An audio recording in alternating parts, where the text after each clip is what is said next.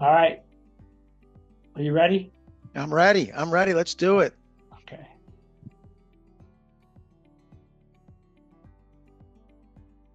All right. Welcome, everybody. Great to have you listening in. You're listening to the Way Forward, a Kindness Mission. And, we're really excited today because May is Mental Health Awareness Month. And with us to kick off Mental Health Awareness Month is a recognized leader and voice in the ADHD community, David Giwerc. And David, we're excited to have you with us. Thank you for being here. I'm honored and privileged to be part of this, Anthony, because you're doing great work. And I'm excited that you got a YouTube channel to disseminate all the stuff you guys are doing because you're doing some great stuff. And you've been a great partner for us over the last 2 years, and we value your partnership with us. So we're excited that you're the first person that we're interviewing and kicking this off. So to start it off, can you give us some background on you and how you created the ADD Coach Academy and how that plays in with this whole educational process for your coaches, etc. Yeah, wow, it's a huge question. I'm going to try and be as succinct as I possibly can because I go a lot of No, places with I that. like big questions. Okay, this is a big one. This is a big one, but I'm going to try to think of this chronologically. So I was diagnosed with ADHD when I was about 38, and it was in the mid 90s, 1990. You can imagine the knowledge of ADHD was very sparse. There were very few people that knew how to diagnose or treat it. The prevailing philosophy about ADHD diagnosis and treatment at the time is that it only happens with hyperactive boys Yeah. running around driving everybody nuts. Right. So the girls weren't even diagnosed and the adults weren't. So interesting. One of the things that got me really aware of, I was working in New York City at the time for a very large ad agency, and I walked by a bookstore, and in the bookstore I saw this book called Driven to Distraction by Ned Hollowell. Mm-hmm. Mm-hmm. And I didn't know anything about ADHD, but the title just caught me. And I went in and I started reading this book. I had a hard time reading, but I didn't have a hard time reading this book. In fact, I closed the store down that day. I was there I read the whole all the things related to ADHD. And I said, this is me. This is me. And so I was, at the time, I was back and forth between New York City and Albany. And since my parents were in Albany, I tried to get diagnosed there. On the weekends, it's only 2.5 hours away. And I couldn't find anybody at the time. I couldn't find a psychiatrist. So I ended up getting diagnosed by the um, head of the psychiatry school at Albany Medical College. Yeah. And he interviewed me, and he was the first person that really understood it. And I remember him saying, Mr. Giwerc, you have ADHD, and started using all this scientific language. Your prefrontal cortex is not as stimulated as it needs to be, and your dopamine neurotransmitters. And he's using all these words. And finally said, what do you think of that? I said, I haven't got a clue what you just said, but I'm glad you identified what it is. And it was that moment that I realized, and I was a guy that was studying this, and I was working in the advertising world at the same time. And right around that time, there was an article on coaching. Interestingly enough, the founder of what's called Coach University, Thomas Leonard, was starting a school, and I called him up. I didn't even know I had ADHD, really. I mean, this was in between that time. The ADHD came later. And so I started taking classes and coaching at night while I was working during the day. And it was right during that time that I found out about coaching, that I read that book, and I got diagnosed with ADHD right around the same time. So I took coaching at night, but then I realized that the life coaching process was a terrific process, but nobody knew how to integrate an ADHD lens with it. How do you look at a person with ADHD? What does boredom do? What does pressure do? What does lack of executive function processing do? What do all these things do? You just can't coach a person with life coaching unless you have this ADHD lens. And there wasn't any really good books other than Ned's. There were no people that if somebody thought they had this, that could explain it well. So I went on a mission to be able to understand it myself. And I spent a good 2 years. I was coaching people in life coaching, but for some reason I started to track these people that were different. that were unique. I think it was the way I promoted myself. I didn't do things the same way everybody else did. And I promoted all the things that I thought were good for the human condition, not just ADHD, because what people don't realize, what we do well for ADHD impacts all people. But it really impacts the people we deal with because they need this. Because ADHD is just a more intense challenge of emotional regulation, of attention. All people struggle with these things, but not to the level of intensity that people with ADHD do. So they got to be helped first. So what I did is I went on this journey and started to discover that the things I did for myself in terms of educating myself and implementing these things, for example, I knew I was a kinesthetic learner. And if I went into a place that was boring and they didn't let me move around, I was in trouble. I was in trouble and they wouldn't let me do that. So I started doing all these things. And what happened is my coaching practice grew very fast. I was attracting these people. In a couple of years, I was attracting people with ADHD and it was becoming more well known. But I was one of probably the first people, certainly in a very large radius of New York City and upstate New York and all those areas, that really became one of the leaders in educating people about ADHD and then bringing the coaching into it. And what I noticed is we were having a lot of positive impact at the time. People were getting better, and I was bringing the science in. It wasn't just anecdotal stuff, anecdotal help, but it was bringing the science and the understanding. And the reason that I brought the academy in is because I saw so many people that didn't understand their own ADHD, and they were going to therapists and going to doctors for help. And if you don't understand the condition, you're not going to be able to, even the medications won't work as well, because you're creating thoughts in your head that create negative chemicals that work against the medication. And if you don't understand it, you can't move forward. So I saw a lot of success with this and started building it and building it. And after a couple of years, I ended up writing a book later. Right. And from all this stuff, somebody came to me and said, why don't you start a training program? And I said, I need that like a hole in the head. I really had no desire to do it. So I started it. We started with 8 people in 1999, 2000. Next year will be our 25th year. Wow. Doing this. That's great. Yep. Fantastic. Yep. Right. And you're 6 continents, so you have coaches. Well, we got over 50 countries that are training with us. Awesome. Yeah, it's becoming a global phenomenon. Awesome. But Anthony, the key is this. In a lot of ways, the science of understanding ADHD is improved with medications, but what they call interventions, the strategies that are used for ADHD are not being integrated with the unique brain wiring. Every person is cognitively divergent. We think differently, we act differently, we do all these things differently, and yet the world doesn't look at that. They try to fit us into a template. Right. And it just doesn't work. Yeah. So that's where the world needs to catch up to that. School systems are really messed up in this area. Workplace really messed up in this area. Yeah, they are. So the really cool part is, David, that when we connected, we've already used several of your coaches to help out. We've now helped 35 families, and in many of those cases, we refer a coach to them. And we thank you for helping us, because you're the first person I reached out to, and I wanted to definitely bring you in, because when I hear the best of the best, I want the best of the best coaches out there for our kids. And it's pretty amazing. We got some great reviews from folks. So I thank you, and I thank your coaches too for what they do for us. No. I got to thank you, because you persevered like no one I ever knew.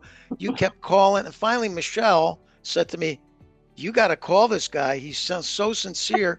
And I said, well, why didn't you tell me? He said, because we're trying to protect you from all these people calling. I said, well, let me meet him. And we connected immediately. I mean, I think you asked me, we talked for a couple of hours that day, and you said, would you do it? And I didn't. And usually I'm very hesitant to do those things because my time is valuable. Yeah. But I didn't with you. Your cause was, you and Casey are 2 of the most amazing nonprofit people I know. And I've been president of a couple of them. But your dedication to what you're doing is unbeknownst to me. I've never seen anything like it. And I just hope you continue to do that and you get the support that you need. Thank you. Yeah, when we first started researching everything, we didn't even know about ADHD coaches. We had no idea. And then we saw that and we're like, wow, light bulb went off. And if we had known about ADHD coaches, Anthony surely would have had one right off the bat. Yeah, I'm sorry for that. I wish so too.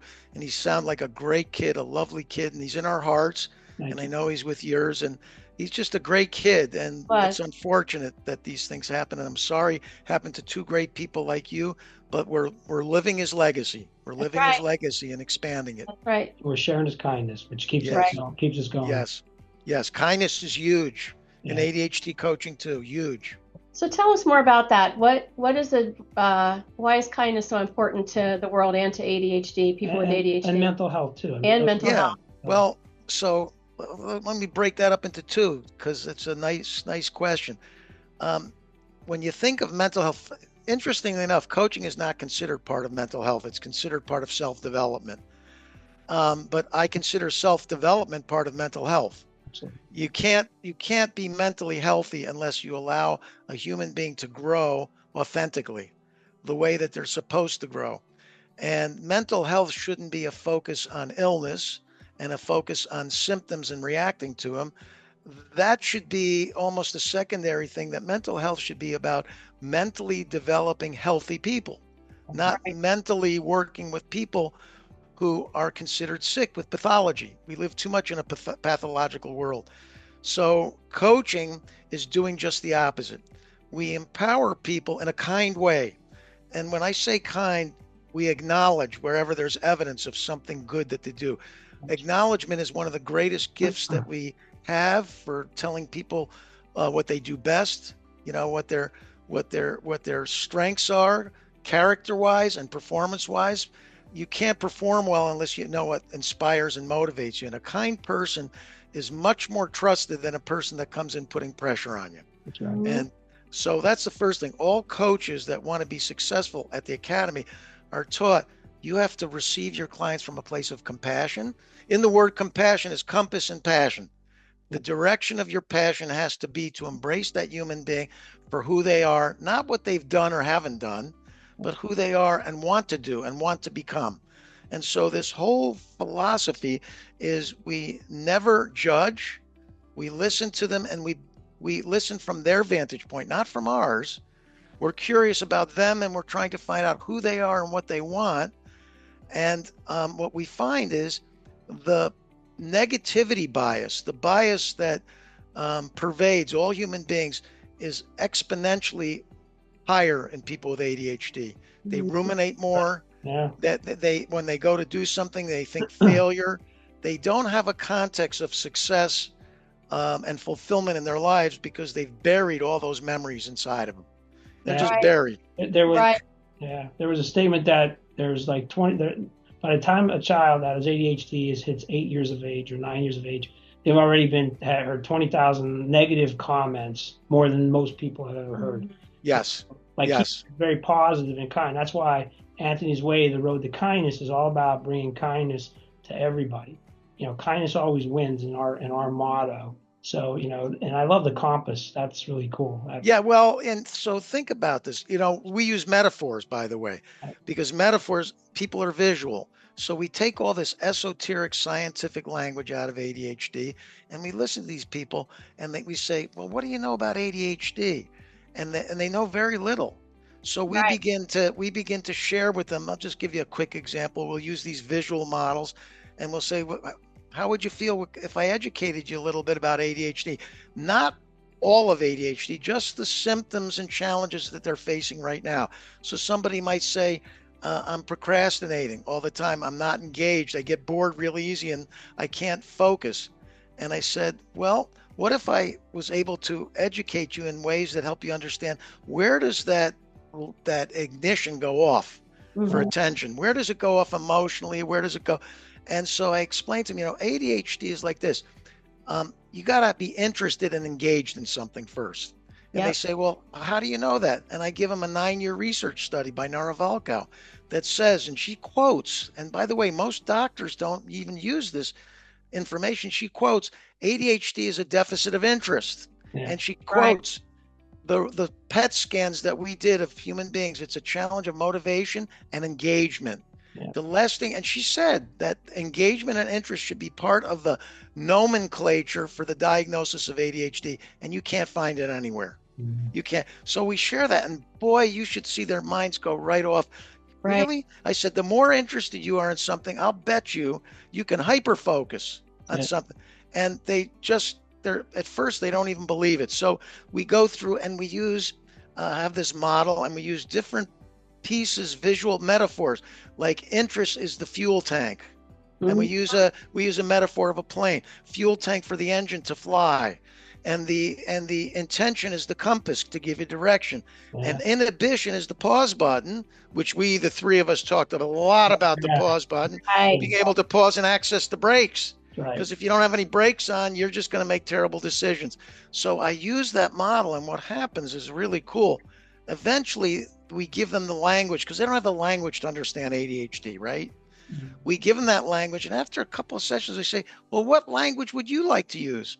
And they create their own metaphors, not the ones I've given. And they start using, car or an engine or an animal or a sport or whatever it is.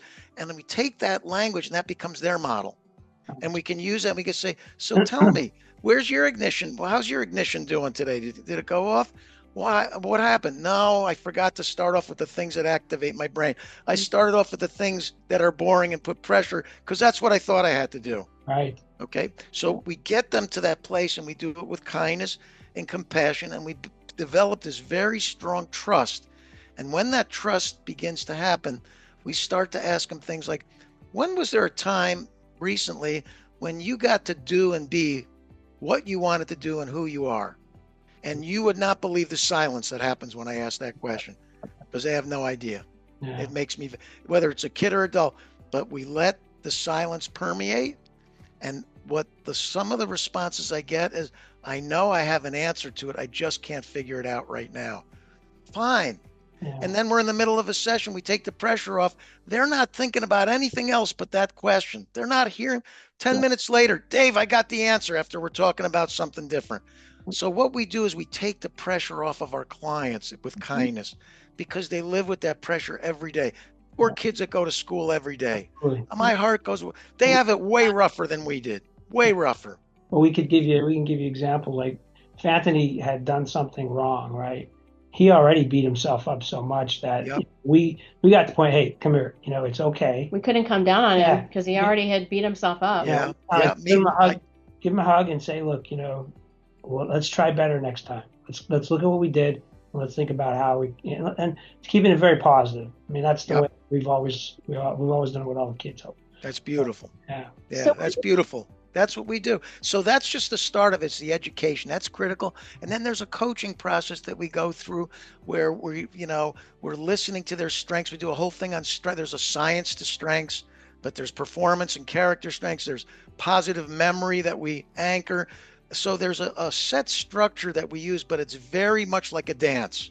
Wherever they go, we follow their steps, and we go where they go. And that's the general idea, but it starts with this compassionate, kind conversation that there's nothing you can say on your end that I don't believe to be true. That's cool. And we never let them be. When the moment we hear negative language, we bring attention to it. Well, how is paying attention to that dark side going to get you to the light? Right. How's it going to get you there? And they're not even aware. So it's also an awareness thing, because sometimes people will say things right out of their mouth, especially with ADHD, and you repeat it back to them, and they can't even believe it came out of their mouth. Right. It's about changing the pattern, isn't it? You got to change the pattern, or negative pattern, bring a positive pattern in, or just let them identify, change it immediately, and guess what? You take them off that negative track. So that's it. Because you guys know this. The biggest challenge that we have, the way the brain works, is if we repeat patterns over and over again, that's the strongest perspective that we have. So to change it takes a lot of work too. Right. But even if you've developed that habit over 50 years, it's not going to take you 50 years to change. It might take you 6 months or 3 months or whatever it is, but it's worth it. But then you always got to be reminded of that pattern. And that's what a coach will do. And then the last piece is emotional regulation. Huge. Impulsivity, inability. When we feel an emotion in the moment, most people with ADHD don't have the emotional intelligence or regulation to pause and identify the emotion as it's happening. So what do you do? How do you make them pause? Tell Yeah. tell the folks, listen, how do you get them to pause? Anthony, when you were at school, did you ever have a teacher come up to you ever and ask you, oh, what's that emotion you're feeling? And you told them, and then they ask you, where do you feel it in your body? Did anybody ever ask you that? No. No. What we know about emotional intelligence, everything that starts up here invisibly in your brain shows up in your body. And if you don't pause to pay attention to it and you bypass it, it's going to be the reactive pattern that you always do. So what we teach, and this is why mindful breathing is important, because the brain needs 25% of all the body's oxygen to function. So you imagine when you're stressed and an emotion, you breathe faster, you get less oxygen to the brain. You can't access anything because you react rather than respond. So we start to teach them, when you have any kind of emotion, even positive, they're just as important. Identify where it's showing up in your body and give it a name. And that takes work. It's not an easy skill, but it's not innate. It can be learned. It's just people with ADHD have a harder time with them because the pause button hasn't been developed yet. They don't stop. They just react and keep going. Yeah. So just for our listeners, we view the coach as the quarterback here, because all the things you're saying bring that child and that family, because the parents ought to play a big role in here too, to a different level. Helps the education and all this is important, because parents are there every day, so they can help them to pause and say, hey, why are you thinking negatively? Let's think positively. You didn't get such a good grade. Well, that's okay. Well, let's look at it differently next time. So, how does all this though, ADHD and mental health? Let's just look at the comparison again. Like ADHD is a condition of mental health within the mental health spectrum, if you will. But how do you view the two? If you can just relationship. Yeah. So parents and kids with ADHD view mental health as a problem to be fixed. And when they look at their kid and listen to the schools and say, he needs to work on this, he needs to do this, he needs to do that, they're looking at weakness instead of strength. That's the first piece. And the second piece is that they need to understand that mental health means we have trillions of ways that we process information in our brains. Trillions. We have 100 billion neurons that are connected to all these synaptic connections, which literally mean we have trillions of ways we process. We don't have to do all trillion of them, but we got to find the 4 or 5 that we do uniquely. And mental health is not really, in the school system, they call them learning styles. It's a big failure because you can't identify mentally how a kid processes information by doing it outwardly. You have to have a discovery process called coaching. How do you, when you need to pay attention to something, how do you do it? When you need to anchor it and understand it, how do you do it? And do you know what the schools do? They work from a place of failure and weakness and try to improve it, and it doesn't work. You got to start from a place of success. So when you're able to pay attention, what modalities are you using? Do you need to move around? Do you need to ask questions? Because every situation changes it. And the other piece about mental health is it's not a template. It's not a template. It's not a prescription. Here, take the prescription, you'll get better. It's not about fixing and repairing. It's about identifying and building strengths to get them stronger. And it's about building the human being to embrace them and use them, even though the world says they're no good, that they don't apply. And that's what mental health is not taking that perspective in, that we all have these trillions of ways we do things, and each one of us does it uniquely. But the kid that can do it, the neurotypical kid that can do it the way the school says, they are considered more successful than the kid that can't sit in his chair because he's bored and can't ask any questions and goes to the principal's office. So mental health is not caught up with this, like I like to call cognitive divergence, this divergent way of thinking, being, and acting. And mental health hasn't embraced that yet. They're looking at, well, let's fix that kid. If he can't sit still, let's give him medication. As opposed to medication, the pill doesn't give you the skill. It just puts you on a level playing field. Right. That's all it does. And that's important, but you got to learn that once you're on that level playing field, how does your brain work? Where are your strengths? How does ADHD impact? What situations? How can you take what your understanding of that brain and make it work for you? Well, here's the thing that really, Casey and Anthony, really upsets me. Every kid and every adult in this world has something great inside of them, but they've buried it. They've buried it. Yeah. They've buried it, and we got to help them excavate it out. That's what we're all about, bringing that passion out, finding that passion, So one of the critical parts that we found, and we shared this with you, is we shared it with a lot of people, is that Anthony loved exercise, and he loved martial arts, and I know you're a black belt in martial arts. I'm a black belt. Anthony was a black belt too.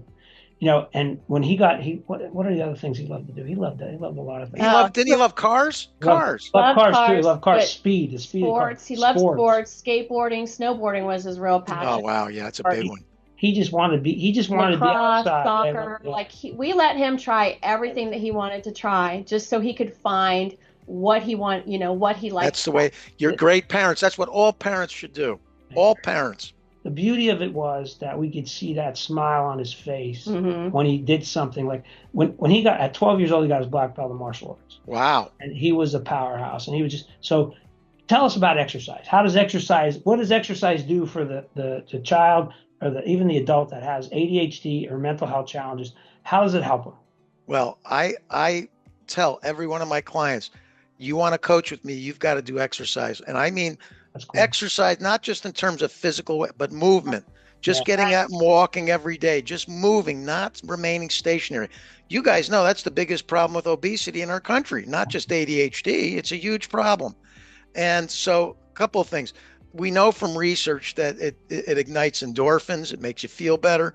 It helps for processing. It helps for learning.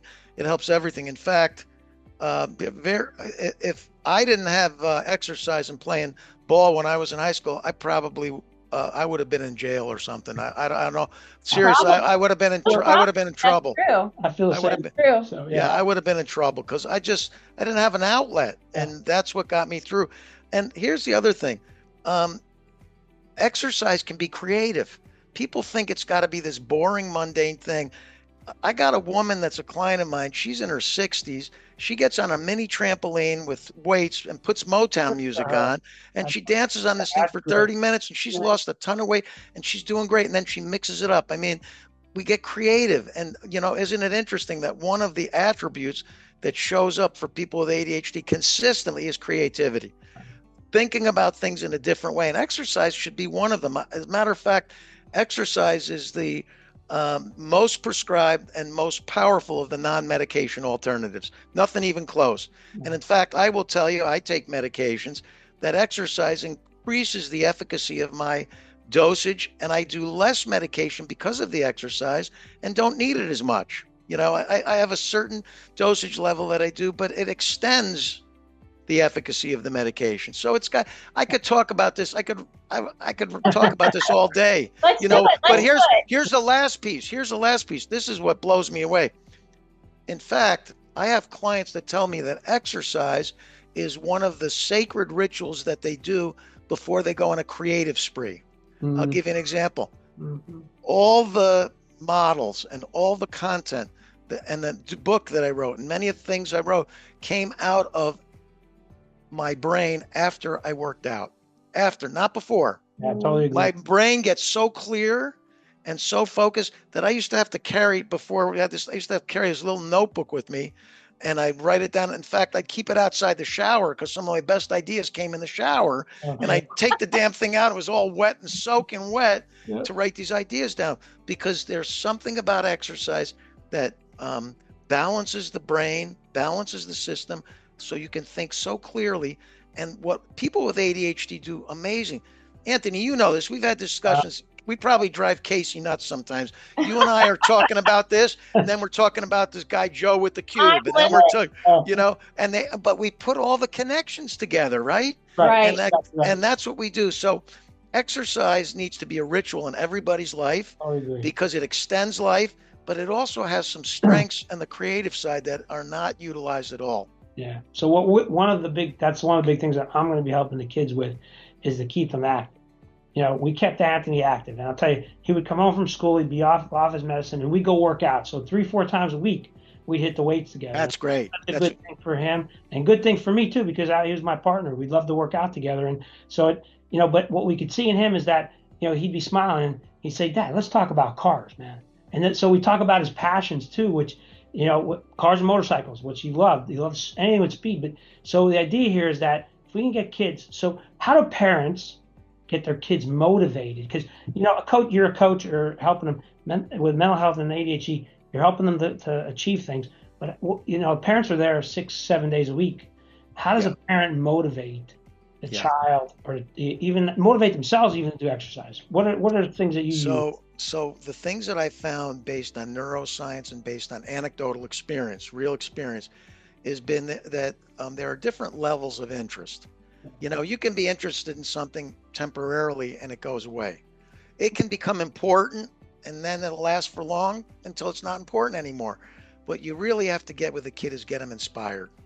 Find them the motivation. You got, whether it's a passion or something, whatever they do that they love has to be something that I can't take up their whole life, but it's something that can be used as part of a foundation and structure to build off of. For example, a lot of these kids play video games, okay, and they spend all day at it. However, if managed appropriately, there are tremendous skills in video games. Executive function. You have to make quick decisions. You have to, a lot of executive function. You have to connect with people, social intelligence. But if parents let the kids do it 4, 5, 6 hours a day, they're defeating the purpose and they don't understand it. So one of the things that's super important that I do, if a kid with ADHD were coming to me and I'm not making very good luck with them, the one question that always gets them going, what do you love to do? Tell me, what's your favorite thing to do? And we'll listen to them. And if a parent listens very carefully, what do you love about skateboarding? Oh, I love the aerial moves. I love the creativity. I love the movement. How can you take more of that and bring it into your area of weakness? Right. How can you take more? That's the first piece. And the second piece is shine the light on what your kids are doing right. Find what they're strong on, not what they're wrong at. Right. Those two things, and accentuate it. Listen, the home is the only place that kid is safe in. When they go to school, they can be bullied. When they go to school, the teacher can make them feel lousy. When they get home, a loving parent can do more for their confidence because they know that's the one place that they can go to at the end of the day and feel safe and creative and authentic. And when parents support the school systems in focusing on weakness and saying, you better do your homework. One of the saddest things I see is when a kid comes home from school all day, or a guy from work, and they've used their executive function and they're drained. And the first thing the parent says, you can't go out and play soccer till you do your homework. That's like the worst thing you can do for a kid. It's the worst thing. And they do it because they don't understand. So the first thing parents need to do is embrace the greatness within your kid. Do character strengths. A lot of these kids are love and kindness. You can find a path for them. They love to give to the community. You'd be surprised. Or skateboarding. I know a group of kids that went out and created funds for a skateboarding area, and they went and got the funds from the city and they created it. Let these people know that they have a purpose in life. And so what if they don't get great grades in certain things? That's not what's going to get them ahead. What's going to get them ahead is, I'm good at this thing. I'm struggling in this other one, but I don't have to be good at everything. That's right. And that's the problem. So parents embrace what their kids do well and accentuate it, because the kids are already like Anthony. I was the same way. I beat myself up every day for the things I did. Everybody told me I did it well. I didn't believe them. Because the world focused so much on what I didn't do well. And so we have to do just the opposite. And that requires reinforcement, because the negative is so much. There's research that says bad is stronger than good. Baumeister. That's so sad though when you think about bad. It is good because it is. It's stronger. We need to turn that around. We do, and the only way is reinforcement. Yep.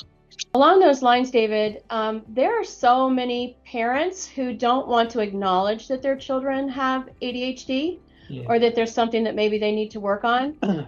So they can't give the child that encouragement because they won't acknowledgement. So what would you say to those parents? I would say you're doing such a disservice to your kid. Do you love your child? Do you know that these labels ADHD does not mean he's broken? It might mean he has tremendous gifts that are getting buried. Do you want those gifts to stay buried, or do you want them to open up and be embraced and expanded and defined? And they don't understand because they think that ADHD is this negative thing. Right. And it's, when it's negative, when you don't understand it. Right. Thank you to our listeners, our viewers today for joining us on today's podcast. And as we close out today's episode, let's please remember this. Kindness is powerful, and for those living with ADHD, it can be a lifeline. A kind word, a patient moment, or a gentle understanding can ease anxiety, boost confidence, and support mental wellness in ways we may never fully see. This May and every month, let's choose compassion and kindness for ourselves and for others. That's beautiful.